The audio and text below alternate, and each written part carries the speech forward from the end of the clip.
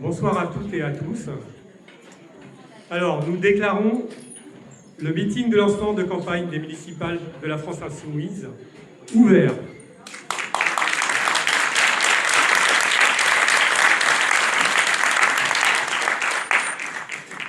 Notre candidate à Livry-Gargan est Leïla Boustella. On applaudit tous.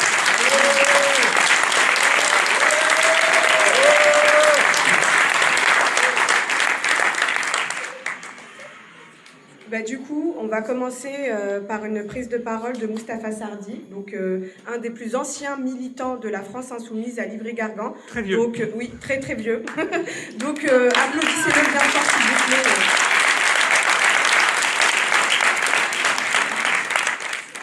Alors, je suis heureux d'avoir l'honneur d'ouvrir cette session. Donc, je m'appelle Moustapha et je dois l'avouer d'emblée, je suis mélenchoniste de longue date.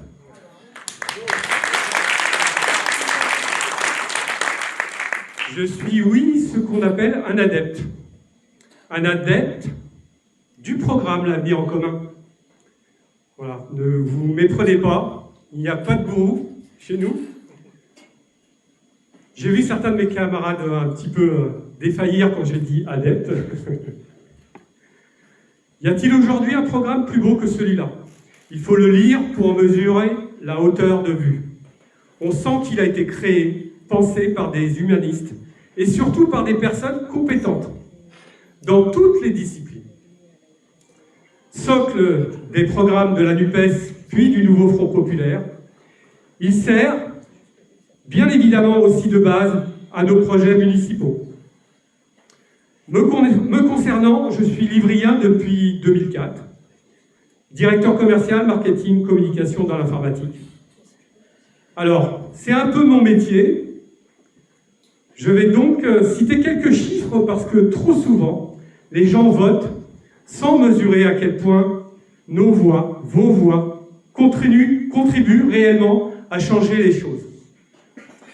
J'ai glissé mon premier bulletin pour Jean-Luc Mélenchon au premier tour de 2012. Résultat, 11% à Livry, et au national, on était quasiment pareil. Au second tour, comme beaucoup, j'ai voté pour le monsieur en scooter. Ça parlera à beaucoup d'entre vous, j'imagine. François Hollande, je fais une attaque, tant pis pour lui. Comme beaucoup, dans tous les cas, qui a trahi les travailleurs avec la loi El Khomri. On le sait tous, il a récidivé depuis. En 2017, toujours à Livry, Jean-Luc Mélenchon obtient 23% au premier tour. En 2020, au municipal, une liste citoyenne à laquelle participait la France Insoumise atteint 21%. Durant toutes ces années, j'ai vu notre ville profondément changer. Des pavillons rasés, des espaces verts supprimés pour laisser place à des immeubles qui ont poussé partout comme des champignons. Mes enfants, adolescents à l'époque, ne retrouvent plus aujourd'hui les terrains de basket où ils pouvaient se retrouver entre amis, se défouler, respirer. Ici, un parking, là, autre chose. J'ai rejoint la France Insoumise en 2022, en janvier 2022, pour la campagne des présidentielles de Jean-Luc Mélenchon. Motivé pour changer les choses, pour porter un véritable programme de rupture. Cela avec mes camarades de la première heure. Néza, Greg, Charles-Édouard, Hugo, je ne vais pas pouvoir tous les citer. Choqué par ce que je voyais autour de moi. Des retraités vivant sous le seuil de pauvreté, dont mon propre frère. Des chômeurs toujours plus précarisés. Des étudiants faisant la queue à la banque alimentaire pour se nourrir. Et un réchauffement climatique qui s'accélérait de manière dramatique. Après une campagne intense et une performance exceptionnelle de Jean-Luc Mélenchon, le résultat à Livry est clair, 35%.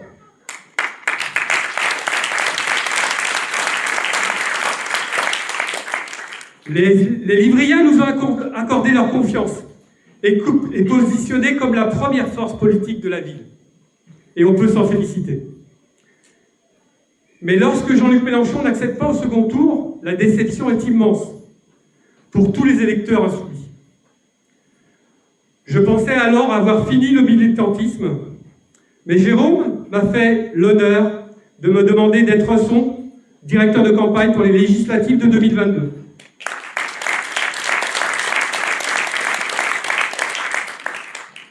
Nous avons gagné face à la droite macroniste sortante. À Livry encore, nous gagnons avec ce format, cette stratégie et cette organisation que nous allons de nouveau éprouver dans la campagne municipale qui s'ouvre.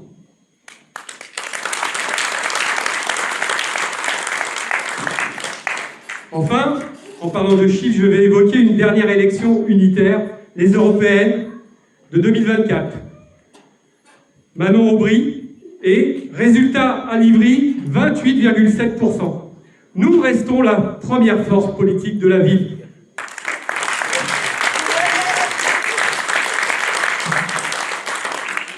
Alors oui, nous pouvons gagner ensemble la mairie de Livry et commencer concrètement à changer la vie des gens. Alors j'ai l'impression que j'ai perdu ma dernière feuille, ce qui n'est pas bien. Je ne sais pas si je ne l'ai pas mise là-bas.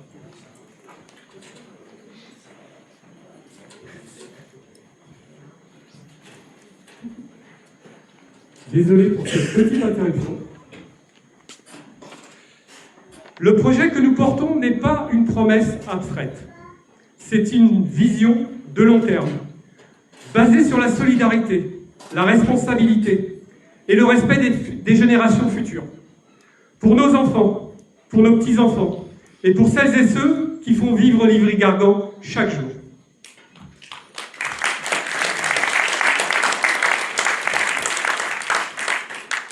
Enfin, je suis fier de pouvoir dire que notre liste est composée à plus de 90% de Livriens, Livriennes non politisés.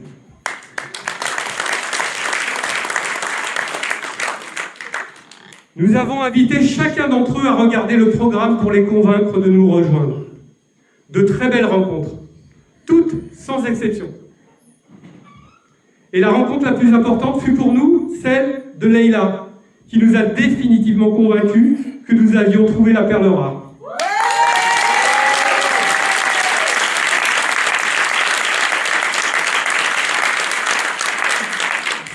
Cela pour incarner la vision que nous nous faisons de l'avenir en commun.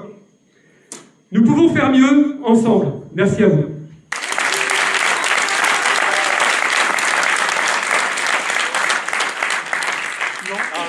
Je vais annoncer la personne suivante du coup. Je pensais que la Bila le ferait, mais bon. Alors, je vais annoncer... C'est pas à toi de le faire. Un citoyen colistier, Nouman, qui fait partie de cette belle rencontre.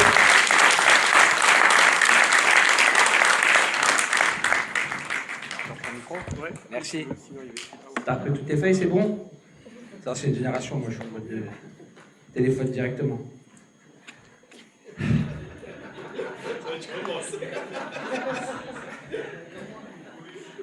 Chère Livrienne, cher Livrien. J'ai toujours rêvé de dire ça, j'avoue. Bon, avant tout, je vais vous expliquer pourquoi je suis là aujourd'hui devant vous et qui je suis. Donc moi c'est Nouman, j'ai 40 ans, j'ai marié, 3 enfants, ça c'est une série pour les plus anciens d'entre vous qui connaissent. Donc 9, 7 et 1 an et demi. Ça fait 37 ans que j'habite à Livry-Gargan. Depuis 88, je suis quelques secondes. Dans la vie professionnelle, je suis contrôleur de gestion. Donc tout à l'heure, vous avez dit qu'il maîtrisait les chiffres. Moi, normalement, je dois être encore un cran au-dessus. Mais il y aura un peu moins de chiffres. Que vous dire? Je connais très très bien cette ville. Comme je vous ai dit, ça fait longtemps que j'y habite. J'y ai grandi. J'ai fréquenté ces écoles, maternelles, primaires, collèges, lycées. J'ai fréquenté les clubs de sport de cette ville. J'ai arpenté les rues. Et voilà, on m'appelle forcément meilleur. Donc je connais très bien cette ville. Cette ville, j'ai beaucoup de bons souvenirs. C'est une très belle ville. Pour ceux qui y habitent ou ceux qui y passent, c'est une ville où il fait bon vivre. Mais la dégradation n'est pas loin. J'ai connu beaucoup de naissances. Mon frère qui est présent dans la salle aujourd'hui, ma sœur, les amis, les enfants de mes amis, mes propres enfants, sauf le dernier. Alors pas par choix malheureusement, mais par obligation. Comme vous le savez, la clinique Vauban a fermé ses portes depuis quelques mois. Il est né à Bondy, donc du coup, cette fermeture, elle prive les Livriens d'une clinique multidisciplinaire qui, dans une ville comme la nôtre, considérée comme un vrai désert médical, n'était pas un luxe. La Seine-Saint-Denis est le premier désert médical de France. Sachez-le. La clinique Vauban était le deuxième centre d'IVG en Seine-Saint-Denis. Voilà pourquoi je veux faire mieux pour Livry-Gargan. Voilà pourquoi je suis là aujourd'hui. Voilà pourquoi je suis devant vous.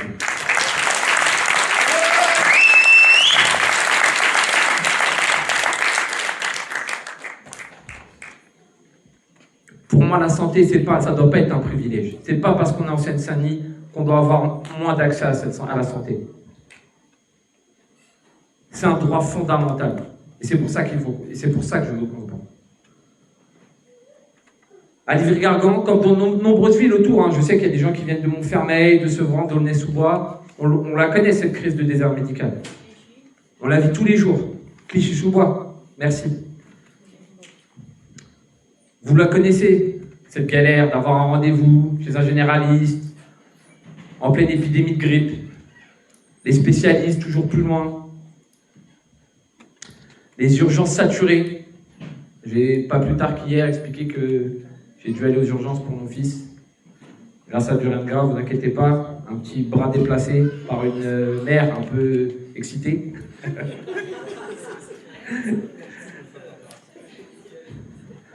Pour certaines familles, pour nos aînés, pour les personnes en situation de handicap, se soigner devient un véritable parcours du combattant. Nous nous battrons aux côtés des parents d'enfants en situation de handicap pour la création d'un second IME. Ça, c'est vraiment important. Tout cela, c'est lutter contre le désert médical.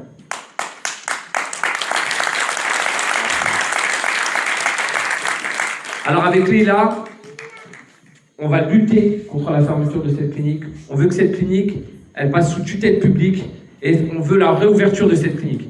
Pour Livry-Gargan et pour les habitants des environs. Notre ambition est simple. Que chaque habitant de Livry-Gargan puisse se soigner dignement, près de chez lui, sans attendre des mois, sans se sentir abandonné.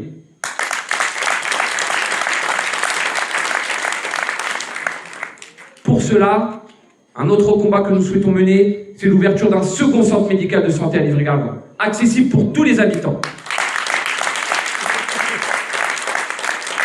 Ensemble, faisons d'Ivry-Gargan une ville qui prend soin de ses habitants. Une ville qui n'accepte pas la fatalité. Une ville qui place la santé au cœur de son projet.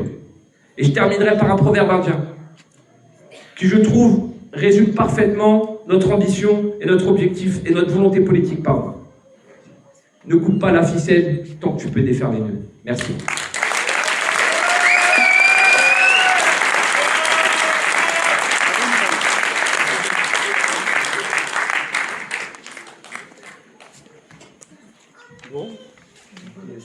Oui. Oui. Du coup, je vais vous présenter là, je ne sais pas si on m'entend bien, oui, quelqu'un avec qui mon âme s'est connectée dès que je l'ai rencontré, je tiens à le dire. Donc c'est Nastéo, donc il faut savoir qu'elle est élue municipale à Stains. Elle est présidente d'une association Carré Citoyen et elle est militante pour la justice sociale, pour l'antiracisme et pour l'organisation Première Concernée. Et je vous demande de faire vraiment un tonnerre d'applaudissements pour Nastéo. Bravo!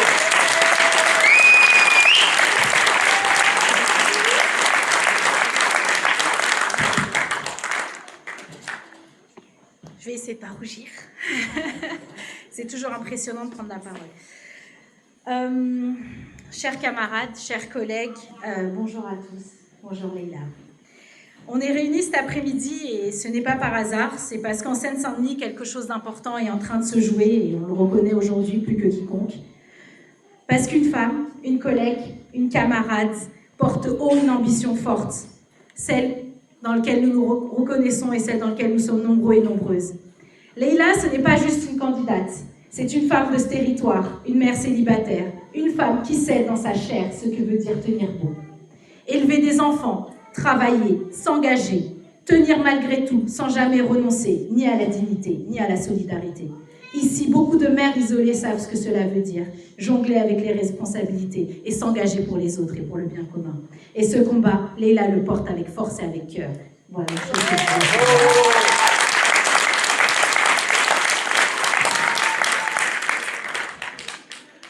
Le projet que nous soutenons aujourd'hui, c'est un projet féministe au sens le plus concret, le plus populaire, le plus proche. Un féminisme qui ne donne pas de leçons, qui agit, qui protège et qui émancipe. Merci Leïla.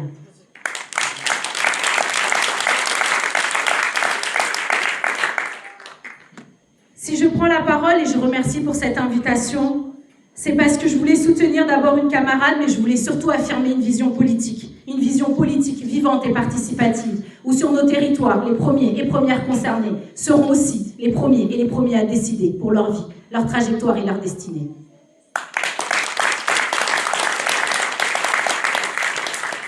Je m'appelle Nastéo Aden et je suis engagée à Stein, ici en Seine-Saint-Denis. Je préside l'association Carré Citoyen et je crois profondément en une politique qui naîtra de nos territoires et qui fera grandir nos enfants, mais qui aussi prendra aussi l'histoire et l'essence même de nos anciens, qui ont aussi été nos premiers boucliers de résistance.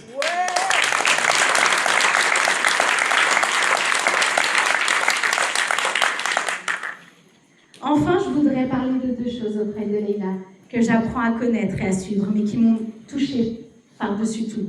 La première chose, c'est le handicap, une exigence réelle de l'égalité pour les personnes, pour les enfants, pour les personnes en situation de handicap, pour les enfants, pour les habitants des quartiers populaires. Et je sais que chez toi, ce n'est pas un slogan. C'est le fil rouge. C'est le fil rouge de toute ta vie, de ton travail, de ton engagement.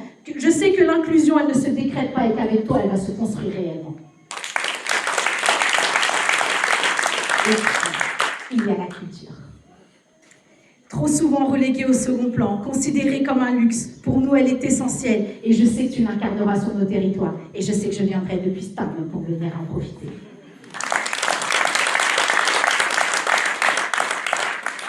Enfin, je ne viens pas parler à la place des habitants et des habitantes de Livry-Gargan, je viens simplement leur dire que je les reconnais, que je vois une équipe attentive, à l'écoute, une équipe qui comprend que les réalités et les injustices traversent l'ensemble de nos territoires et que se regarder, c'est aussi se reconnaître les uns et les autres.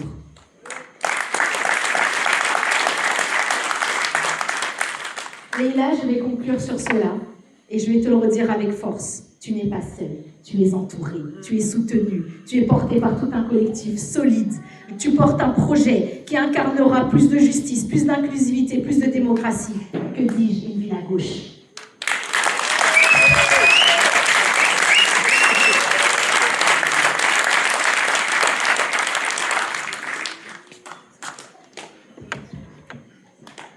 Alors, on va enchaîner et force et je dirais parfois nécessité. Karim va pas pouvoir rester très longtemps, donc dans tous les cas, on va le faire passer. Donc un citoyen colistier, Karim. Voilà, je vous demande de l'applaudir.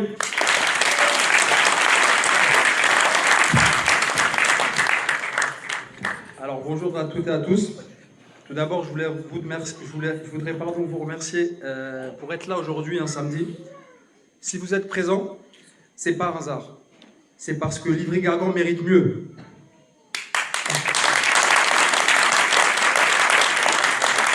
Alors, je me présente rapidement, Karim. J'habite Livry-Gargan depuis 2019 et je suis chargé d'affaires. Je suis aussi parent d'élèves élus sur Benoît-Malon. Pour être honnête, je ne suis pas très politique. Et si on m'avait dit encore 2 mois que je serais engagé dans les municipales, j'aurais bien ri. Et tous ceux qui me connaissent et qui sont venus auraient bien ri avec moi. Mais il y a une discussion, et je rejoins Nastéo. Il y a une discussion avec Leïla Boustella qui est là. Un moment de vérité, je dirais, un déclic. Alors pourquoi un déclic? Tout simplement parce que j'ai vu de la sincérité, de l'engagement, de l'énergie et une volonté d'apporter un nouveau souffle pour Livry-Gargan.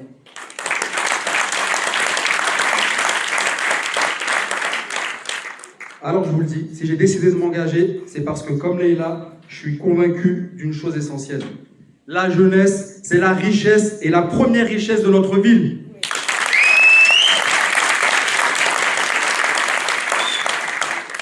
Et malheureusement, comme on le sait tous, cette jeunesse, elle a été abandonnée ces 12 dernières années par la mairie. Alors, en tant que parent d'élèves élu, j'ai constaté la réalité. Alors, vous allez me dire, c'est quoi la réalité? La réalité, c'est simple. Des écoles dégradées, des problèmes structurels, des moisissures dans certaines classes, des problèmes de chauffage. J'ai d'ailleurs mon fils qui est là, et quand il rentrait et qu'il me disait qu'il avait très froid et qu'il tremblait, ça me faisait mal au cœur qu'en 2025, on puisse parler comme ça, aujourd'hui à Livry-Gargan. Un petit souci. Désolé, j'ai pas l'habitude de parler au micro. Concrètement, des cours de récréation aussi en très mauvais état, un manque de personnel ATSEM animateur. Au-delà de tout ça, il y a une chose bien plus grave, et qu'on ne remarque pas en fait toujours. Il y a un enfant sur 5 qui arrive à l'école le ventre vide. À Livry-Gargan, pour resituer les choses, c'est 20% de familles qui sont monoparentales et avec une précarité réelle qui va avec. Si un des parents ne travaille pas, l'enfant n'a le droit qu'à 2 jours par semaine de cantine. Et il ne peut pas bénéficier du centre de loisirs. Ça, il faut le dire, c'est le résultat de la politique du maire qui exclut les enfants précaires.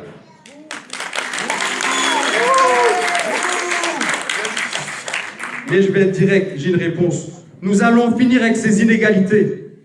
Notre responsabilité, elle est claire. Garantir à chaque enfant de Livry-Gargan les meilleures conditions pour réussir, quel que soit son quartier, son parcours ou sa situation personnelle. Petit souci de micro, 2 secondes. 1, 2, 1, 2. Vous m'entendez? D'accord. Donc du coup, comme je disais, en fait, notre but ici à tous en tant que parents et en tant que citoyens de Livry-Gargan, c'est de garantir à chaque enfant de Livry-Gargan les meilleures conditions pour réussir. Et c'est pourquoi, à la France Insoumise, nous proposons une cantine bio gratuite afin d'assurer l'égalité pour tous.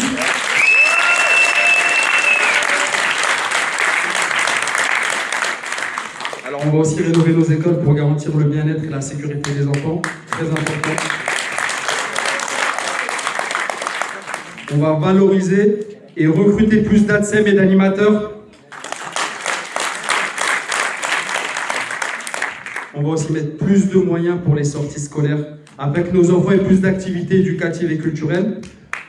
On en parle tous les jours en tant que parents, et c'est vrai que j'ai remarqué quelque chose, je ne sais pas si pour vous c'est pareil, mais quand on était petit, on avait beaucoup plus de sorties, que ce soit en école élémentaire, en maternelle, j'ai beaucoup de souvenirs, et il est dommage aujourd'hui que nos enfants ne puissent pas bénéficier des mêmes sorties. Bravo!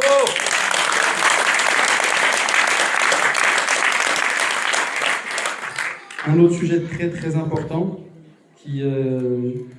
où on a souvent des nouvelles dans les informations sur les réseaux, c'est le harcèlement.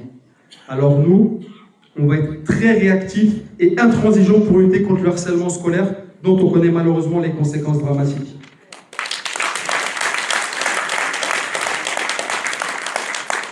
Alors l'école, c'est pas juste un lieu d'apprentissage, ça doit être un lieu paisible, où nos enfants grandissent, découvrent et prennent confiance en eux. C'est aussi un lieu où naissent les rêves. Alors j'aimerais avoir un petit mot concernant les écoles pour tous les parents inquiets concernant le refus du maire d'ouvrir un 5e collège. Nous nous battrons tous les jours pour que le projet voie le jour, car tous nos enfants méritent d'étudier dans notre ville et nous refusons l'exil scolaire à Clichy-sous-Bois.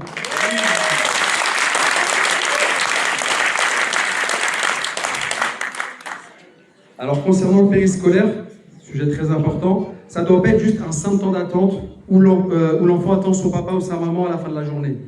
Nous voulons un périscolaire de qualité, bien encadré par des animateurs formés, afin de proposer des activités éducatives, culturelles et sportives.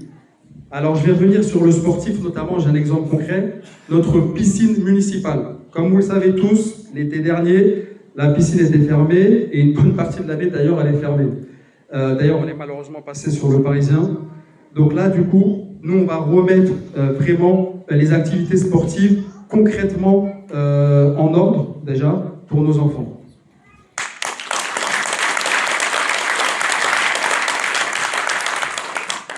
Au-delà de tous les moyens et de l'énergie qu'on peut mettre, la réussite du projet éducatif, elle passera par l'implication de tous les acteurs.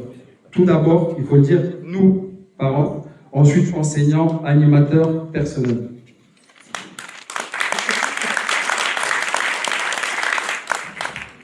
Donc, pour retrouver une école performante qui garantit l'égalité pour tous, pour une école qui retrouve ses moyens, pour un périscolaire de qualité et surtout, je dirais, pour une ville qui investit dans sa jeunesse, c'est simple. La seule candidate qui peut porter ce programme de rupture, c'est Leïla Boustella, et elle est là. Merci. Du sujet. Alors moi, je tiens juste à vous dire que je suis donc présidente de l'association Viens dans mon monde sur Livry-Gargan. Ça fait un peu plus de 2 ans que je suis sur la ville et j'ai jamais eu contact avec eux. Ils ne m'ont jamais appelé, ils ne sont jamais venus dans mes événements et pourtant j'en ai organisé dans la ville. Donc c'est pas possible en fait. Nous, on ne veut pas de candidats qui ne prennent pas en compte cette mesure, qui ne prennent pas en compte les associations et les familles qui souffrent tous les jours. À la France insoumise, l'inclusion, c'est pas un slogan, c'est un engagement quotidien. Un engagement pour les personnes discriminées, pour les familles fragilisées, pour celles et ceux qu'on oublie trop souvent. Je pense à Leïla, référente handicap et diversité de métiers. Pour elle, ce combat n'est pas abstrait. C'est humain, c'est réel, c'est son vécu de tous les jours. Si je me suis engagée à ses côtés, c'est d'abord parce que c'est mon amie, mais surtout parce que je crois en elle. C'est une femme forte, une femme honnête, une femme déterminée, une femme juste.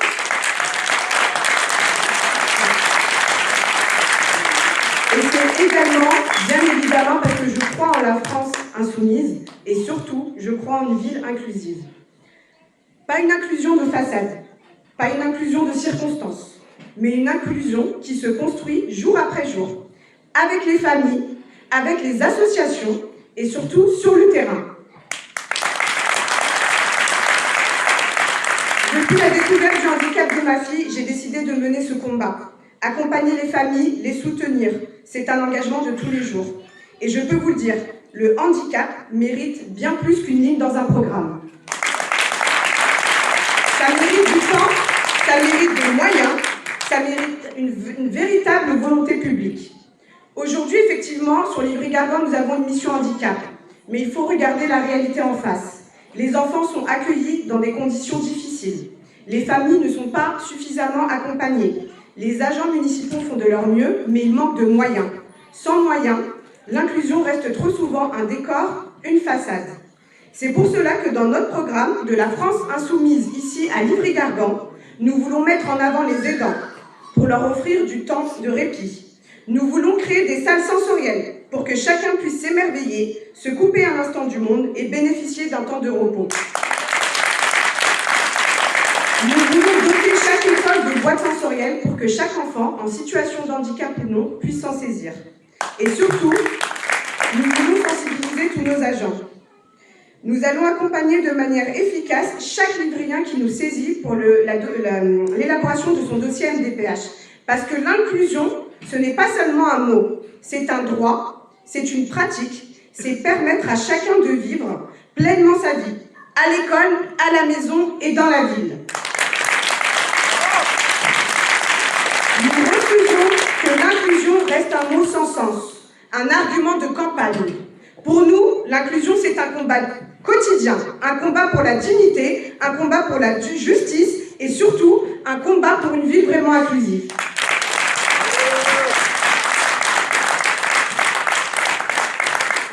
Du coup, je vais passer la parole à monsieur Jérôme Legare, le député. Et, oui. Et je vais en profiter pour remercier le député Eneza par rapport à l'inclusion. On a créé un collectif Inclusion 93 dans le département. Donc, à toutes les têtes de liste ou les personnes des autres départements, on a créé un collectif Inclusion 93. On se bat maintenant depuis plusieurs mois. Non, on va pas faire comme ça, on va plutôt... Oui. Sinon, je décroche celui-là parce que c'est celui qui a été le moins utilisé. Ah ouais. Je te le laisse. Bah non. Non, mais tu peux le décrocher. Non. On va faire comme ça. Ça marche, ça? Ça marche vraiment? Ah oui, ça marche vraiment. Bien. Bonjour à toutes et tous. Merci Leïla pour ton invitation. Merci beaucoup pour organiser ce lancement de campagne. Je dois dire, alors c'est pas le premier lancement de campagne auquel je participe, mais je dois dire que je suis très heureux Qu'il y ait un lancement. Bah, change de micro, encore faudrait-il que l'autre. Sinon, je parle comme ça, moi je sais faire. Hein, hein je fais comme ça? Parce que bon, Tu dois essayer ça fait chier le micro. Hein? là. Ouais, bon, bah, s'il me lâche en plein vol, je ferai comme je fais d'habitude, et puis ce sera aussi bien. Je disais, c'est là que j'en étais rendu, que je suis très heureux de pouvoir participer à un lancement de campagne d'une liste de la France Insoumise et de sa candidate, Leïla Bousteila, à Livry-Gargan. Et je suis très heureux qu'il y ait tant de listes de la France Insoumise, en particulier dans notre département de la Seine-Saint-Denis. C'est très important, chers amis, c'est très important que nous puissions avoir des listes de la France Insoumise, des listes qui combattent pour une vraie rupture avec la politique qui est imposée aujourd'hui par le gouvernement en place, je vais évidemment beaucoup en parler, et par les municipalités en place. Je dis les municipalités en place parce que je salue notamment Ali, j'étais à son lancement de campagne à Tremblay en France l'autre jour. Je salue ma camarade et mon ami Neza Barandi, qui est tête de liste de la France Insoumise à Clichy-sous-Bois. J'espère que je n'oublie personne.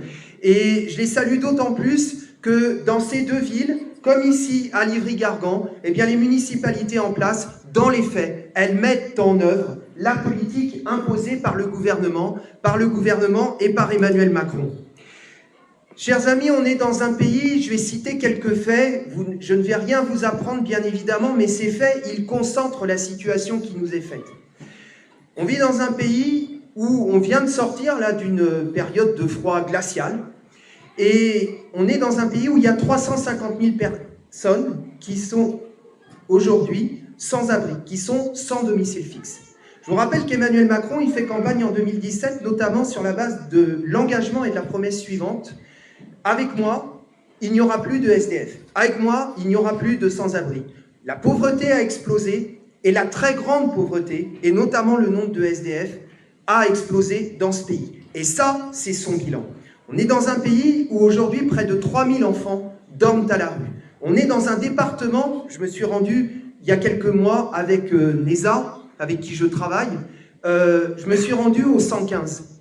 Eh bien, le 115 en Seine-Saint-Denis, le patron du 115, nous a expliqué, c'était au mois de juin, on était en plein été, et outre le fait qu'il nous a dit qu'on mourrait plus à la rue en plein été qu'en plein hiver, ce qui peut surprendre, eh bien, ce sont des centaines de personnes, et ce sont les chiffres dont le 115 a connaissance. Ce sont des centaines de personnes qui sont à la rue, et parmi eux, une centaine d'enfants, dont de nombreux enfants de moins de 5 ans.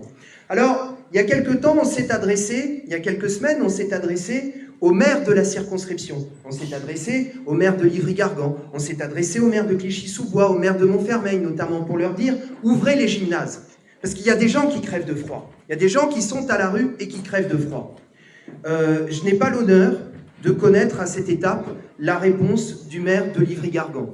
La réponse du maire de Clichy-sous-Bois, je la connais, elle est de même nature que celle de ses collègues. Il se renvoie la balle avec la préfecture. Il se renvoie la responsabilité. Les premiers responsables, je vais vous dire qui c'est. Le premier responsable, j'en ai parlé tout à l'heure, c'est Emmanuel Macron, c'est le gouvernement en place, parce que on est dans un département où, alors qu'il y a des centaines de personnes qui sont à la rue, eh bien, le 115, qui gère l'hébergement d'urgence, le 115 est saturé. Le 115 est littéralement débordé. On est en train de discuter en ce moment même du budget de la France pour 2026. Eh bien, le budget consacré à l'hébergement d'urgence, notamment, il est en baisse. Et tous les ans, sur ordre du gouvernement, les budgets consacrés à l'hébergement d'urgence ne sont pas entièrement consommés. En plein milieu d'année, le gouvernement ordonne au 115 dans tous les départements de réduire la voilure, de réduire les moyens. Tout ça pour remplir ses objectifs de réduction des dépenses publiques. Je donne un autre exemple de la situation dans laquelle on est. Je te remercie, mince, il n'est plus là, mais je le remercie quand même, d'avoir évoqué la question de la santé et d'avoir évoqué la question de la clinique Vauban. On est dans un pays où il y a quelques jours, il y a 2 personnes qui sont mortes sur des brancards aux urgences du CHU de Rennes. Et des gens qui meurent sur des brancards aux urgences parce qu'ils ne sont pas pris en charge à temps, eh bien, chaque année, ça se monte à près de 2000. Il y a près de 2000 personnes chaque année qui meurent dans les services d'urgence parce qu'il n'y a pas suffisamment de soignants pour les prendre en charge à temps. On connaît la situation dans ce département. On la connaît ici à Livry-Gargan. On connaît la situation de l'hôpital de Montfermeil ou de l'hôpital Ballanger à Aulnay-sous-Bois. Cette situation, elle est désastreuse. Cette situation, elle est le résultat d'une politique. Tout ça, c'est le bilan de Macron. Tout ça, c'est le bilan de ses gouvernements successifs. Voilà où ils nous ont conduits. Et aujourd'hui, au moment où on discute du budget, eh bien, tous ces budgets qui correspondent aux besoins urgents de la population, pouvoir se soigner, pouvoir donner une éducation, une instruction à ses enfants, tous ces budgets sont en baisse. Tous les budgets aujourd'hui baissent. Dans tous les budgets, le gouvernement en place, le gouvernement de Sébastien Lecornu, il tape dedans et il taille à la hache. Dans tous les budgets, sauf dans 2. Le budget des forces de répression, lui, il augmente. Et il augmente tous les ans. Et le budget de l'armée, ne vous inquiétez pas pour lui, et pourtant c'est quand même inquiétant, mais le budget de l'armée, lui, il se porte très bien. Entre 2017 et 2024, le budget pour les dépenses militaires, le budget pour l'armement a doublé. Il a été multiplié par 2. Emmanuel Macron a pris la parole il y a quelques jours devant les militaires. Il a pris la parole devant l'armée française. Et il dit, dès cette année, nous allons augmenter de 3,5 milliards les dépenses militaires. Et l'année d'après, nous les augmenterons encore de 3 milliards. 3,5 milliards et 3 milliards de plus par rapport aux augmentations déjà décidées dans les budgets précédents. Pour la course aux armements, pour l'économie de guerre que Emmanuel Macron appelle de ses voeux, pour préparer la guerre, l'argent coule à flot. Là, il n'y a pas de problème. Mais pour répondre aux besoins urgents de la population, non seulement il n'y a rien, mais il y a toujours moins. Et cette politique, il faut qu'elle s'arrête. Et c'est la raison pour laquelle il est urgent de rompre avec cette politique qui conduit au pire. Vous avez certainement entendu comme moi le chef d'état-major des armées, le général Mandon. Le général Mandon, il dit la chose suivante, il dit « La France doit être prête à sacrifier ses enfants ». Et le président de la République, l'autre jour, il a dit une chose. Il a dit « La jeunesse est prête, la jeunesse est volontaire pour s'engager ». Alors, par souci de décence, on ne va pas dire on ne va pas dire ici ce que la jeunesse dit à Macron. On va rester correct. Mais je suis sûr, c'est sûr, mais je suis sûr d'une chose, c'est que la jeunesse, ce à quoi elle aspire, c'est à dégager Macron. Dégager Macron, et ça, c'est urgent. Parce que la situation qui est faite à la jeunesse, elle n'aspire pas à aller mourir dans les guerres que nous prépare notamment Emmanuel Macron ou qu'il alimente. Ce à quoi aspire la jeunesse, c'est tout simplement à pouvoir se nourrir. Parce que le nombre de jeunes qui font la queue dans les files alimentaires, chaque année, il augmente. La situation de la jeunesse, c'est la sélection à l'entrée à l'université, qui fait que chaque année, il y a des dizaines et des dizaines de milliers de bacheliers qui ne peuvent pas accéder à la formation de leur choix dans l'enseignement supérieur. Je vous demande d'accueillir et d'applaudir mon collègue et camarade, Carlos Martins Bilongo, co-député du Val d'Oise. Merci Carlos. Et je ne me trompe pas, tu es bien candidat à Vigues-le-Pen. Voilà, donc, également tête de liste. Alors, ne serait-ce que pour cette raison, oui, il y a urgence à rompre avec cette politique. Vous avez entendu comme moi Sébastien Lecornu, je pense que vous l'avez entendu. Si vous ne l'avez pas entendu, je vais vous faire un résumé. C'est très simple. Lecornu, il a dit hier que, en définitive, le budget qui avait été censuré il y a quelques mois, avec Carlos, on fait partie des députés qui ont voté la censure du précédent Premier ministre, François Bayrou. François Bayrou qui avait présenté un budget qui était un budget de misère et de malheur. On a dit, ce budget doit tomber, et le gouvernement qu'il porte doit tomber avec lui, nous le censurons. Bayrou est tombé, son budget est tombé avec lui. Qu'est-ce qui a changé Et ensuite a été nommé Lecornu, qui a repris la copie et qui a représenté un nouveau budget. Qu'est-ce qui a changé depuis le budget de François Bayrou qu'on avait censuré et qu'on avait fait tomber? Qu'est-ce qui a changé? Rien. Dans les grandes lignes, rien n'a changé. Ils ont continué à faire toujours plus de cadeaux aux plus riches. Vous avez peut-être vu l'ancien ministre de l'économie et des finances, Éric Lombard, qui a dit l'autre jour qu'il y avait des milliers de gens dans ce pays, parmi les plus fortunés, qui payent 0 € d'impôts, parce qu'ils déclarent tout dans des holdings. Et du coup, ils n'ont pas de revenu fiscal.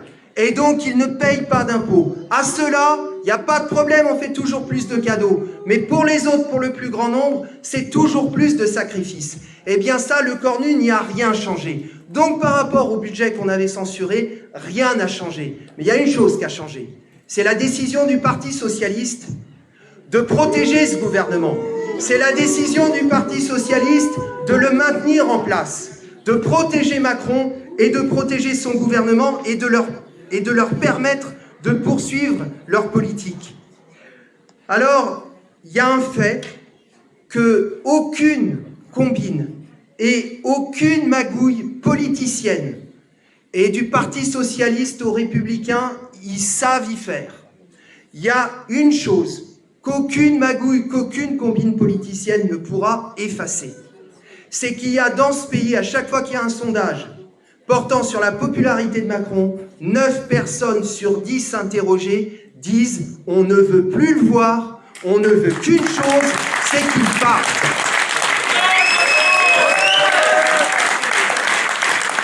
Et ils ont raison, et on est totalement et inconditionnellement de leur côté, et c'est pour cette raison que la semaine prochaine, nous déposerons une motion de censure, et on verra bien qui la votera, et c'est pour cette raison que nous continuons à dire destitution de Macron. C'est indispensable. C'est indispensable parce que j'entendais l'autre jour mon collègue Louis Boyard qui disait, c'était pas l'autre jour, c'était hier, il disait « 1 an de plus de Macron, franchement, c'est pas supportable ». Et il a parfaitement raison. Je vous alerte sur une chose. Je ne sais pas si vous avez vu qu'il y a quelques jours, la police a perquisitionné et a saisi dans une librairie parisienne des exemplaires d'un cahier de coloriage. Un cahier de coloriage. Il y avait quoi sur ce cahier de coloriage? Eh bien, il y avait la carte de la Palestine. Il était proposé de colorier la Palestine de la rivière à la mer.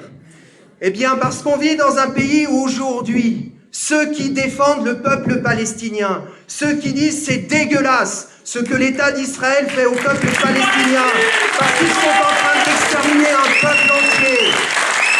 On est dans un pays où le gouvernement en place cherche à faire taire ceux qui disent on ne laissera pas faire un génocide. Et nous disons, oui, nous continuerons à dire soutien total au peuple palestinien. Et nous continuerons à dire libération de la Palestine, du fleuve à la mer. On est dans un pays, chers amis, où il y a quelque temps, un ministre de l'Intérieur, Bruno Retailleau, jugeait bon de conclure un meeting en disant « abat le voile » et prenant la responsabilité d'alimenter le climat islamophobe dégueulasse qu'on voit se développer et qu'on voit prospérer dans ce pays avec l'aide des médias. On est dans un pays où quand des journalistes, quand des politiques profèrent des injures racistes, des insultes racistes, ça passe comme une lettre à la poste. Mon collègue Carlos Martins Bilongo, il a été pris pour cible il y a quelques jours sur le plateau de Radio Courtoisie par des politiciens d'extrême droite qui ont tenu des propos que je répéterai pas ici, des propos racistes absolument immondes, absolument ignobles. Qui les a condamnés? À part nous, à part ses collègues de la France Insoumise, personne ne les a condamnés. Et en particulier, surtout pas le gouvernement. Ce gouvernement est rejeté, ce gouvernement est minoritaire, ce gouvernement est faible. Et parce qu'il est faible, il est dangereux. Hier, un homme a été tué dans le commissariat du 20e arrondissement par la police. Et celui qui vous parle, il n'oublie pas une chose, c'est qu'en l'espace d'un an, entre juin 2023 et juin 2024, j'ai participé dans ce département à 3 marches blanches. 3 marches blanches pour des jeunes assassinés par les policiers. Et je pense en particulier à Kylian, qui avait 30 ans, 30 ou 33 ans, un jeune homme qui a été tué de 12 coups de taser à Montfermeil. C'est ça aussi la situation. Et c'est pas le fait de quelques policiers. Ce dont on parle, c'est une violence qui est ordonnée au plus haut niveau. Parce qu'il faut dire à la jeunesse, c'est ce qu'ils ont décidé, mettre dans la tête de la jeunesse de ce pays qu'elle ne doit pas être récalcitrante et qu'elle doit courber l'échine. Alors nous disons au contraire, nous ne courbons pas l'échine. Et quand des violences de ce type sont commises, ils nous trouveront toujours sur leur chemin pour les dénoncer. Alors oui, il faut rompre, c'est urgent, parce que le cours qui est suivi aujourd'hui par ce gouvernement, il est dangereux. Et oui, il nous conduit au pire. LFI a fait la démonstration que même quand on s'acharne contre nous, on ne cède pas 1 millimètre de terrain, on ne recule pas. Ça fait maintenant malheureusement des années qu'on se fait traiter de tous les noms, qu'on se fait traîner dans la boue, qu'on se fait traiter d'antisémites pour le simple motif que nous disons ce que j'ai rappelé à l'instant concernant la Palestine, à savoir que le génocide du peuple palestinien est une ignominie et qu'il faut tout faire pour que cette ignominie s'arrête, qu'il faut sanctionner l'État d'Israël, qu'il faut arrêter de lui livrer des armes et qu'il faut mettre Israël au banc des nations. Pour cette raison, dans quelques jours, va être examinée à l'Assemblée nationale une proposition de loi d'une députée macroniste. Elle s'appelle Caroline Yadan. Elle prétend faire passer par la loi l'assimilation, mettre un signe égal entre l'antisionisme et l'antisémitisme. Oui, ceux qui sont dangereux, ceux qui alimentent les pires divisions, c'est eux. Ceux qui alimentent les pires divisions, c'est ceux qui sont au pouvoir. Et ils peuvent continuer à nous traiter de tous les noms. Ils peuvent continuer à nous traîner dans la boue. On ne cédera pas un pouce de terrain. Et je conclue sur une chose, parce que je sais que j'ai été long. L'élection, c'est vrai des élections municipales, c'est vrai des élections législatives, c'est vrai des présidentielles qui se rapprochent à grands pas. L'élection, elle se gagne en allant chercher toutes celles et ceux qui, souvent, avec raison depuis des années, se disent « on m'a fait tant de promesses ». Les uns et les autres, qu'ils soient de droite, qu'ils soient de gauche, ils nous ont fait tant de promesses. Et puis une fois qu'ils étaient élus, une fois qu'ils étaient en place, eh ben, au bout du compte, ils faisaient autre chose. Ils tournaient le dos à leurs promesses. Et c'est un fait que bien souvent, qu'ils soient de gauche, qu'ils soient de droite, ils ont mené la même politique. Le maire de Clichy-sous-Bois, il est, paraît-il, de gauche, en tout cas il se revendique de gauche. Eh ben, il mène la même politique que son collègue de Livry-Gargan, et tous mènent, au bout du compte, la même politique que celle qui est imposée par Macron. Alors les belles promesses, les gens n'y croient plus, et ils ont raison. Et c'est la raison pour laquelle des milliers et des milliers disent aujourd'hui « mais pourquoi on irait voter ?» Et pourtant, aller voter peut permettre de changer les choses. Regardez ce qui s'est passé aux États-Unis. À New York, pas n'importe quelle ville, à New York, il y a un candidat, il s'appelle Zoran Mamdani. Il a fait campagne sur une ligne de rupture. Il a dit on va rompre avec toute cette politique qui nous conduit au pire. Eh bien, il a été élu. Et il commence, malgré les pressions, à mettre en œuvre son programme. Trump envoie sa police anti-migrants, traquer les gens, les rafler en pleine rue. Zoran Mamdani est monté au créneau en disant la police anti-migrants, ne foutra pas les pieds à New York, nous la combattrons jusqu'au bout. Eh bien, nous sommes faits de cette trempe-là.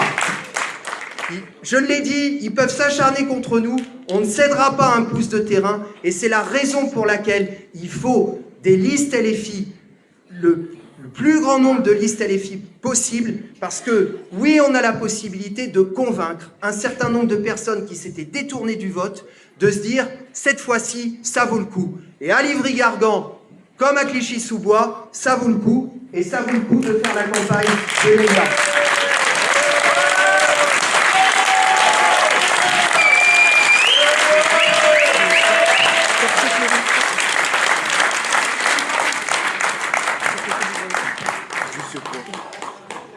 Notre cher député du Val d'Oise, Carlos Martins Bilongo. Et juste un petit mot, je ne sais pas si vous le connaissez, si vous connaissez son histoire, mais en tout cas, il a une histoire très touchante et il a une histoire très pertinente et très... tous les jeunes là, qui sont là aujourd'hui et ceux qui, j'espère, nous verront sur les réseaux, j'espère que vous prendrez exemple sur lui parce que vraiment, c'est une force pour Villiers-le-Bel. C'est une force pour le Val d'Oise et aujourd'hui, c'est une force pour nous qu'il soit avec nous. Donc, applaudissez-le bien.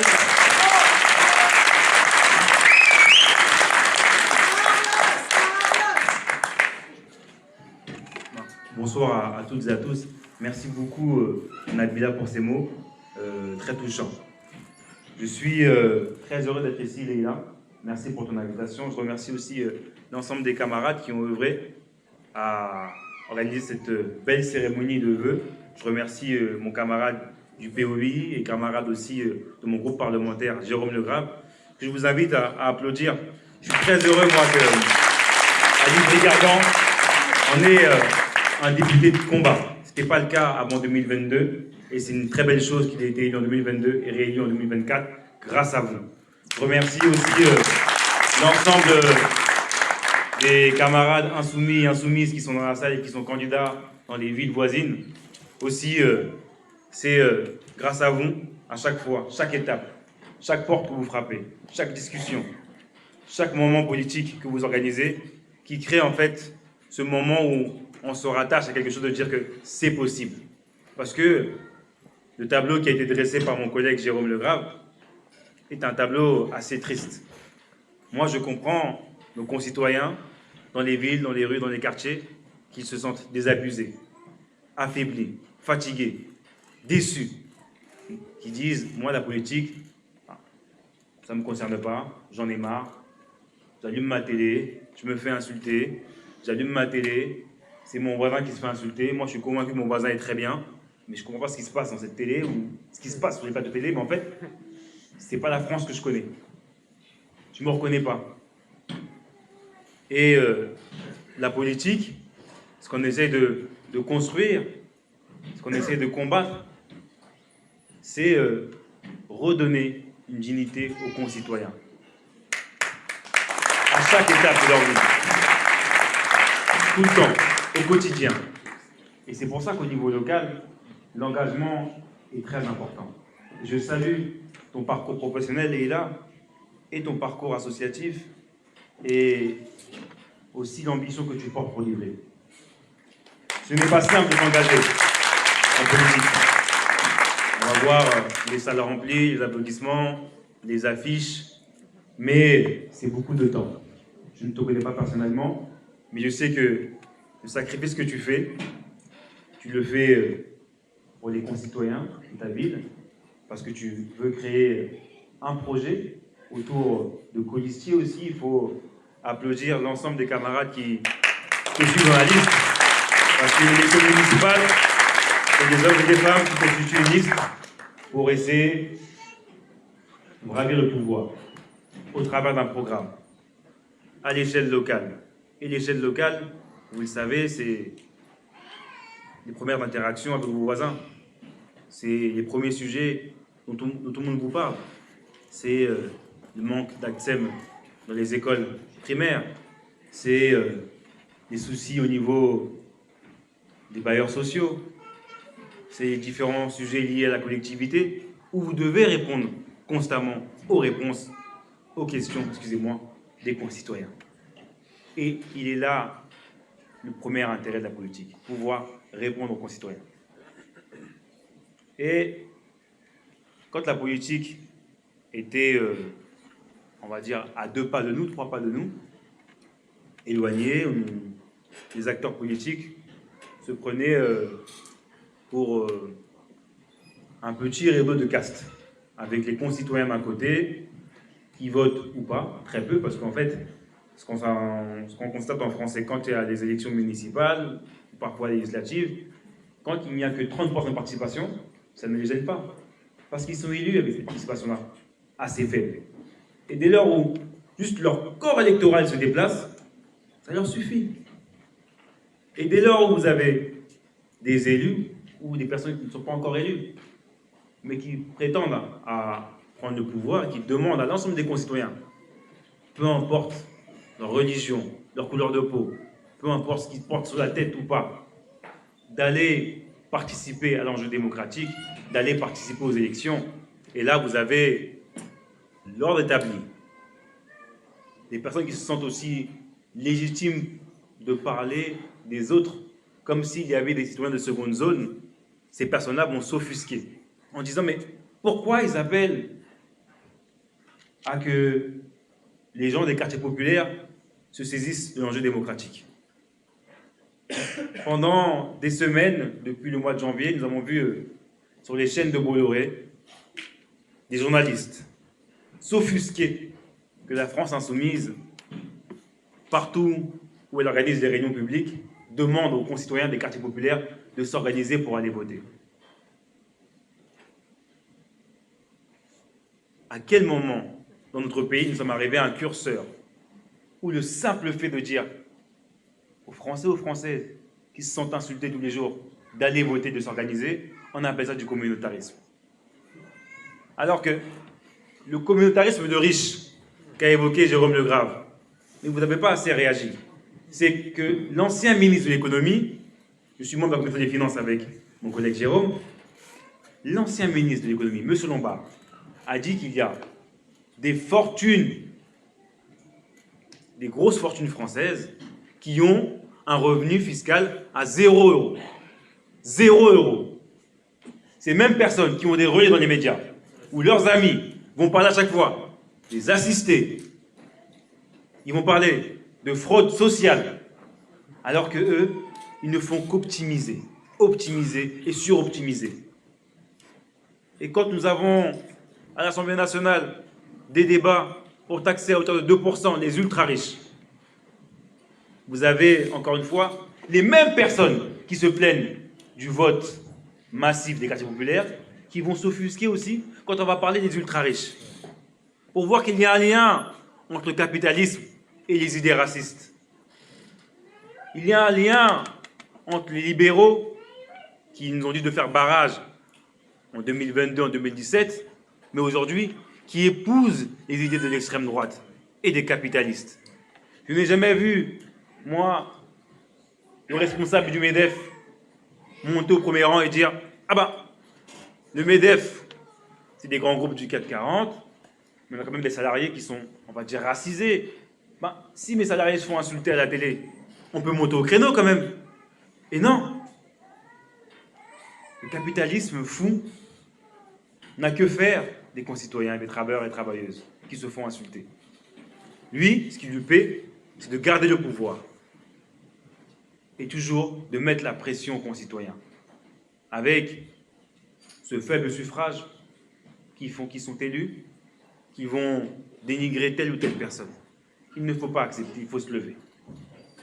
Et à chaque scrutin, législative, départementale, régionale, élection européenne, vous avez su le faire. Et bientôt, nous aurons aussi les élections présidentielles.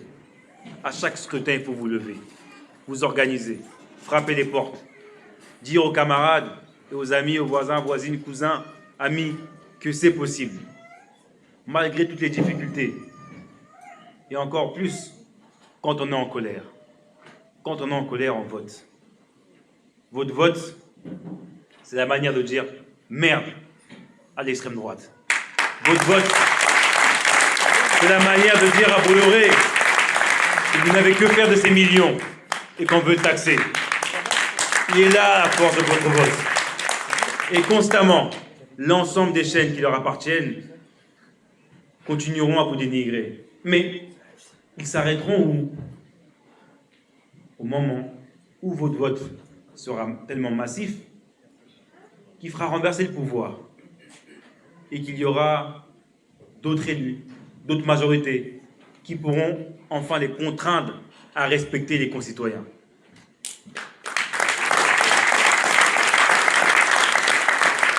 Comme l'a expliqué Jérôme, il y avait un ministre de l'Intérieur qui parlait d'abat le voile.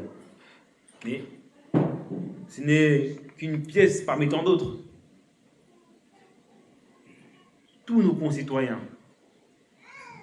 dans les villes populaires, se sont mis de côté. Mis de côté. Et dès qu'on va avoir quelques élus qui peuvent ou non nous ressembler, mais qui vont porter un programme qui va en encontre des mêmes personnes. Ne soyez pas dupes ou tout est organisé. Tout. Nous ne sommes pas complotistes. À un moment donné, on dit ouais, ils sont complotistes, à chaque fois ils ne croient en rien, etc. Non, méfions surtout. Non, non. Tout est planifié, organisé. Et votre seule présence à vouloir bravir le pouvoir les inquiète. Parce que moi, je suis convaincu que quand on fait des cérémonies de vœux, comme ce soir à Livry, ce sont des moments de politisation. Là où vraiment l'intérêt de l'acteur politique qui est au pouvoir et dans l'exécutif, le gouvernement et les ministres, c'est que les Français ne soient pas politisés. Ça veut dire, on vous donne une pièce, vous la prenez, vous vous taisez. Et ils sont contents. Vous avez ça, vous taisez. 49.3 pour les concitoyens, 49.3 au Parlement, ordonnance. On décide de tout, et vous décidez de rien, et vous êtes limite des sujets de ces personnes qui se croient encore une fois dans une caste. Parce que ces personnes-là, elles ont fréquenté les mêmes écoles, elles habitent dans les mêmes lieux, elles mangent toujours ensemble, et c'est ça le communautarisme. De classe. La classe bourgeoise française, ce sont eux qui mettent leurs enfants à Stanislas. C'est pas dans l'école publique. Tous les ministres qui se font interroger sur mais où étudient vos enfants? À chaque fois, ils ont une bonne excuse. Oui, mais mon enfant dans le privé parce que on le regardait trop, on lui disait qu'il était le fils du ministre. Oui, moi, c'est parce que ceci. Oui, moi, non. Ils sont communautaristes. Ils sont communautaristes. Ils ne se mélangent pas. Et alors, avec la puissance du vote, on va les obliger à fréquenter les mêmes lieux que nous. Ouais, ça va les déranger. Alors encore une fois, si vous êtes en colère, rendissez votre bulletin de vote. Vous rendissez le haut et fort, avec vos amis, avec vos familles. Renversez la table politique. Trop facile de dire tout va bien, on laisse la poussière sur la table. Je ne suis pas de cela. Et Jérôme aussi. Si les choses vont mal, ben il faut appuyer là où ça fait mal, pour essayer de réparer et planifier. C'est pour ça que nous avons à chaque fois un programme et des solutions concrètes que nous apportons, qui ne reposent pas uniquement sur des idées. À chaque fois, on va avoir des camarades syndicalistes, des chercheurs, chercheuses, des médecins, des syndicalistes qui sont dans des métiers avec les cheminots ou des machinistes ou des personnes liées à des métiers spécifiques qui nous accompagnent quand on met des mesures programmatiques. Rien ne sort de nos têtes comme ça par pure invention. Et par contre, eux, c'est des inventions. Ils ont des planifications, ils s'appelaient les Mozart de la finance. Et aujourd'hui, on est rempli de dettes. En 2022, M. Macron, législatif, faisait campagne en disant « Votez pour les candidats de la Macronie parce que Mélenchon, c'est le chaos. » Mais franchement, depuis 2022, depuis les présidentielles, législatives, dissolution, combien a-t-on eu de gouvernement? Combien a-t-on eu de ministres de l'Éducation? Combien a-t-on eu de ministres de la Santé? Le chaos, c'est eux. Le chaos, c'est eux. Ne vous laissez pas embobiner par la télé, par les médias qui appartiennent à ces milliardaires, encore une fois. Ils mangent ensemble. Les communautaristes, c'est eux. La salle de ce soir est à l'image de la nouvelle France que l'on veut. La nouvelle France que l'on construit. Avec sa jeunesse, sa vivacité, son dynamisme. Vous avez les moyens de réécrire l'histoire. Vous avez les moyens de réécrire l'histoire. Pas de fausses promesses. Tout est difficile. Au 15 mars, au 22 mars, demain Leïla va gagner. Ça va être difficile aussi. Il ne faut jamais lâcher. Et à chaque fois, les gens diront c'est impossible. Tu ne peux pas, on va dire, t'es une femme, tu ne peux pas, tu es d'origine, tu ne peux pas, écoute, livrer majorité à droite, tu ne peux pas. C'était pareil pour Jérôme en 2022. Tu ne pourras pas, tu n'es pas de là, tu n'es pas. Non! C'est le programme et les idées d'abord. Et une fois qu'elles sont portées, j'en suis fier. Encore une fois, Jérôme a participé à toutes les luttes sur la circonscription. Et ça, ce n'est pas rien. Et si dans la circo, il a gagné, dans les communes de la circo, on peut gagner. Dans les communes du département, on peut gagner. Et tout cela repose sur vous. Mis à part les 42 qui vont être sur la liste, il faut que 47, il faut que leurs amis, les camarades, les enfants, les frères, les sœurs, cousines, les voisins et voisines participent à cette vague populaire. Aucune victoire ne pourra se faire sans vous, sans nous. Et encore une fois, certains ne pourront pas y croire. Ils diront c'est impossible. On l'a fait. Je l'ai fait. Faites contredire les pronostics. Faites contredire les histoires déjà décrites. Renversez la table. Vous en avez le pouvoir.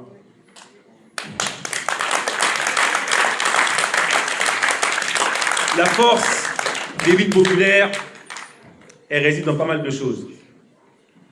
Et moi, j'aime bien me comparer avec les gens du 7e arrondissement. Je suis né à Villers-Belle, grandi à Villers-Belle.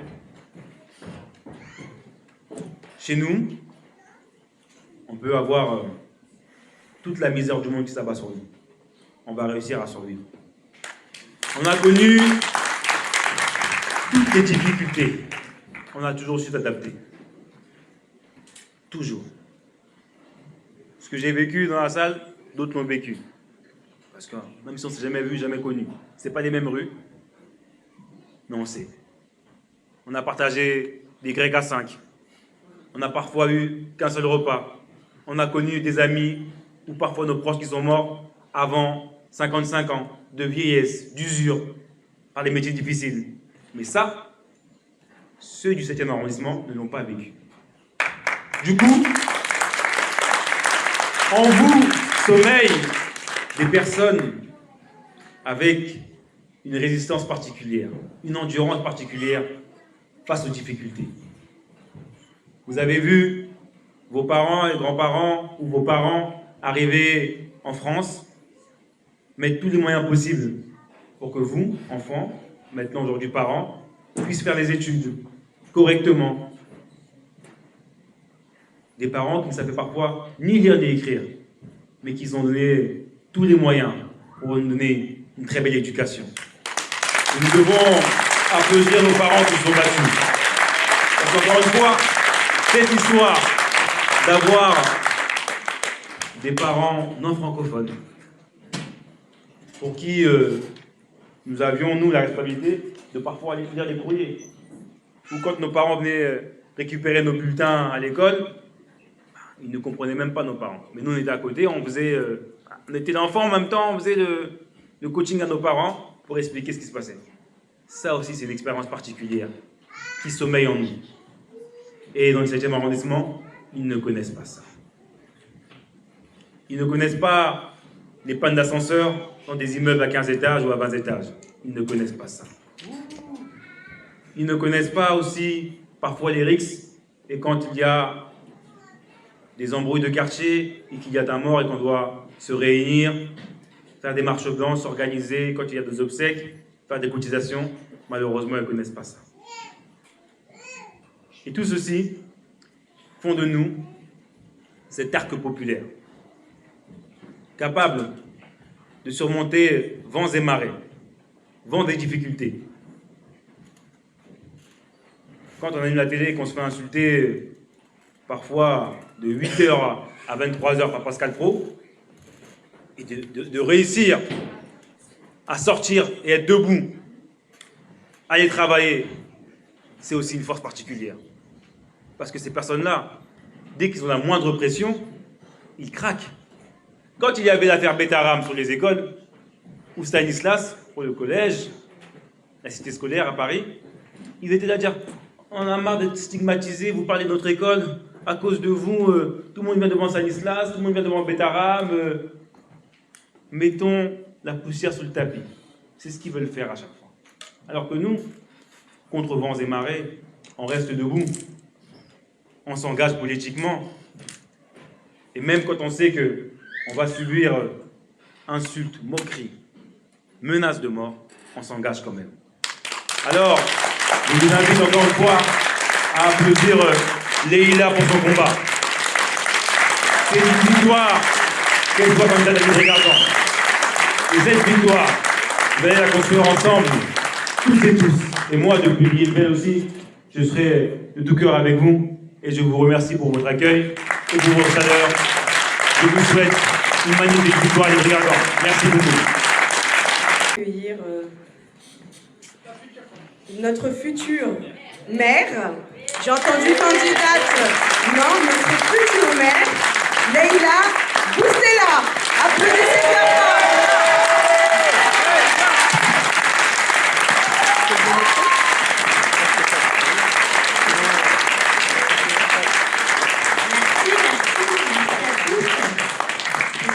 Bien.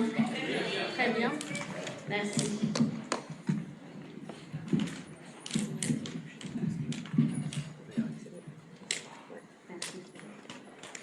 Chères Livriennes, chers Livriens, chers camarades, chers amis, chères familles, merci à toutes et à tous d'être présents aujourd'hui pour ce moment fort, le lancement de notre campagne à Livry Gargan, sous l'étiquette de la France Insoumise. Je tiens à remercier très chaleureusement nos députés pour leur présence et leur soutien aujourd'hui. Jérôme Legard, Carlos Martin-Guillaume, et nous avons eu la chance aussi d'accueillir Mathieu Aden qui est parti et que j'ai eu le temps de remercier bien sûr. Votre engagement constant dans les luttes sociales, antiracistes, féministes et écologistes nous honore et nous donne de la force. Merci d'être à nos côtés ici à Livry Gargan. Je souhaite également saluer donc, la présence de toutes nos têtes de liste. Donc, il y a Ali Ossini à Tremblay en France, Félix de Kersen à Chelles et Léna Barandi à Clichy-sous-Bois. Merci d'être venus. Votre engagement et votre solidarité territoriale montrent que l'espoir se construit ensemble à l'échelle de nos villes et de nos quartiers. Enfin, je veux saluer chaque militant et chaque militante sans qui la parole insoumise ne parviendrait pas jusque chacun d'entre vous.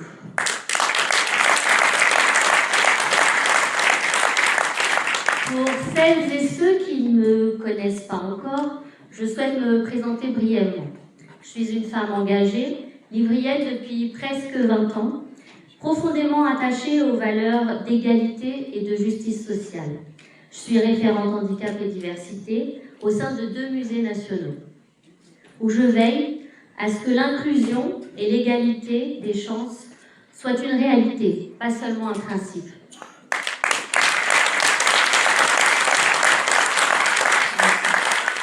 Je suis également parent d'élèves depuis 7 ans, où je me bats au quotidien pour que nos enfants soient accueillis dans des infrastructures saines, où il fait bon d'apprendre et que les projets éducatifs des enseignants soient mis en avant.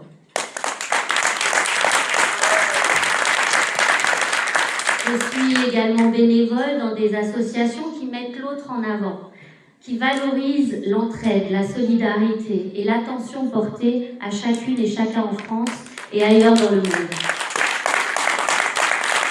Aujourd'hui, à travers cette campagne, je veux mettre Livry-Gargan et ses habitantes et habitants en lumière, leurs forces, leur parcours, leurs besoins et leurs espoirs. Cet engagement professionnel et associatif nourrit directement mon engagement politique. Je crois en une société qui reconnaît chaque personne dans sa dignité, ses droits et sa place.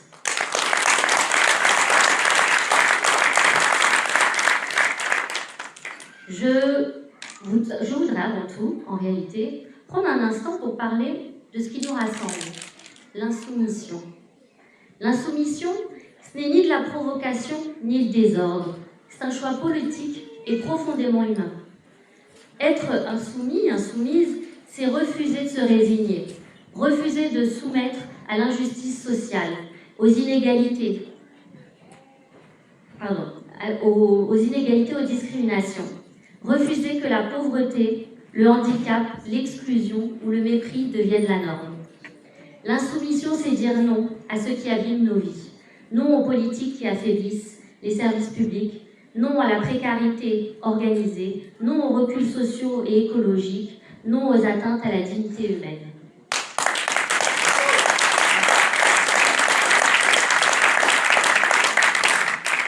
Mais l'insoumission, ce n'est pas seulement dire non. C'est surtout dire oui. C'est dire oui à la solidarité, à l'égalité réelle, à la justice sociale. Oui à une république sociale, écologiste, féministe, antiraciste et inclusive où personne n'est laissé de côté.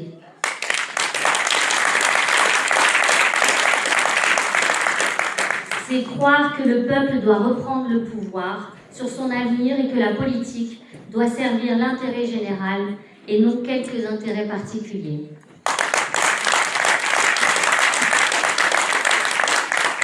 À Livry-Gargan, notre projet municipal est clair et concret. Nous souhaitons une rupture marquée et changer de méthode en donnant la parole aux habitants avec un programme qui répondra aux besoins de tous.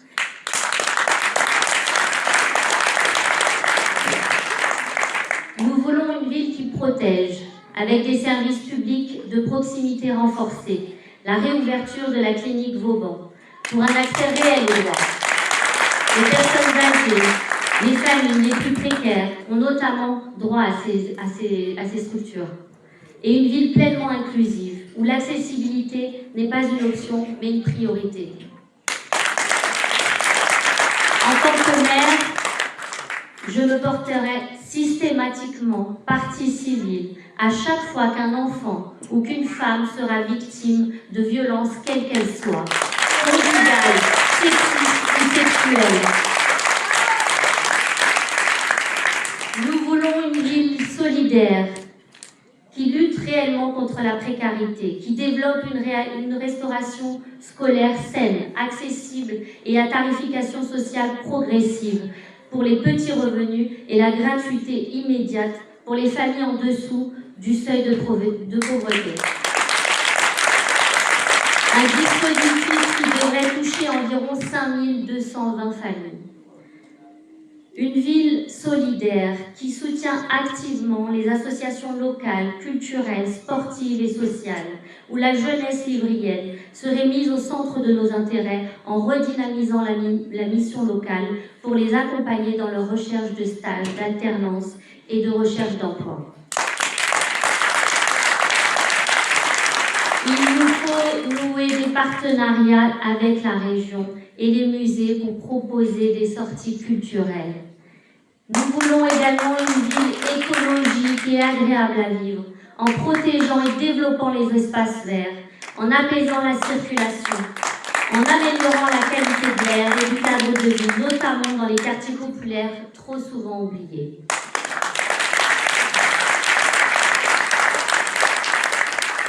Nous souhaitons créer une cellule de défense des locataires pour obtenir des arrêtés d'insalubrité de la part de la préfecture afin d'obliger le bailleur ou le propriétaire à agir.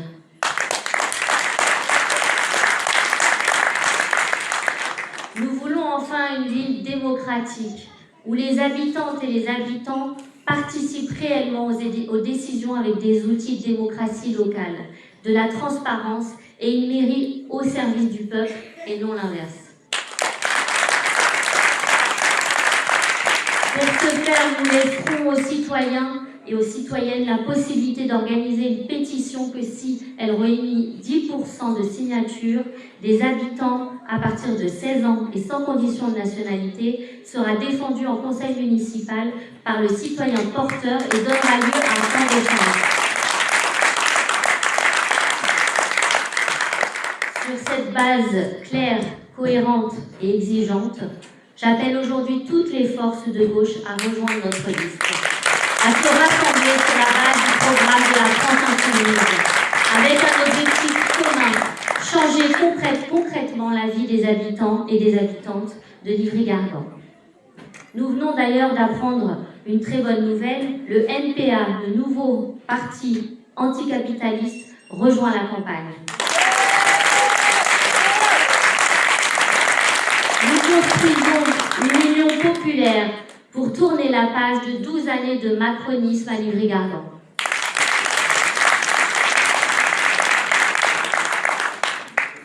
Lors de nos porte-à-porte, beaucoup nous disent « je ne suis pas politique, je ne m'y connais pas en politique ». Mais je veux vous dire une chose tout simplement, nous sommes toutes et tous politisés.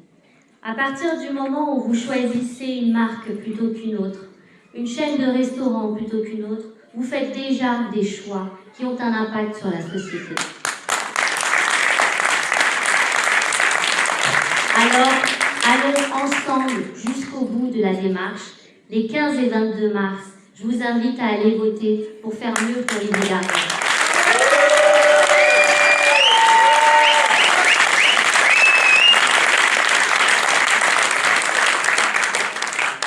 Enfin, si vous me le permettez, je souhaiterais conclure par un message plus personnel. Le 3 janvier dernier, j'ai perdu un être cher, à 4 jours de ses 91 ans. Un homme fort, courageux, avec beaucoup d'humour et un goût assumé pour la provocation. Il a travaillé toute sa vie en France comme chauffeur-livreur de béton. Il s'est marié en France. Il a construit sa famille composée de 6 enfants. Toute sa vie, il s'est battu pour une chose essentielle, que ses enfants soient instruits et que ses 4 filles soient libres et indépendantes.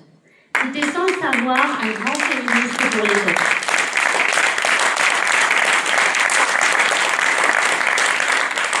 Merci pour lui. Il croyait profondément à l'intérêt général, au point que lorsqu'on lui a proposé l'indemnité prévue pour les martyrs de la guerre d'Algérie, il l'a refusée, en demandant qu'elle serve plutôt à la reconstruction des routes et des écoles.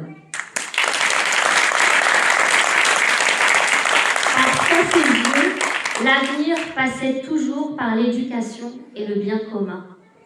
Moi, il me fait penser à quelqu'un, à Jean-Luc Mélenchon peut-être, dont il aimait les joutes verbales et avec qui il partageait une solidarité profonde avec le peuple palestinien. Cet homme fut le premier insoumis que j'ai connu, et le plus bel héritage qu'il m'a légué, c'est son insoumission. Cet homme, c'est mon père, qu'il repose en paix. Comme eux, montrons l'exemple. Ne laissons pas une minorité décider à notre place. Avant de nous quitter, je souhaite adresser un immense merci aux camarades, à toute l'équipe de campagne, à celles et ceux qui ont installé la salle et donc ce fabuleux buffet confectionné par d'adorables femmes. Je veux vous partager donc cette belle table avec convivialité et chaleur. Et donc je vous invite tous à passer au buffet, mais avant ça, je voudrais appeler auprès de moi les colistiers. Donc il y a évidemment Mustapha, Nabila, Jésus, Natacha, Élie, Greg, Corinne, Nouman et Hugo. Merci à tous, merci d'être venus.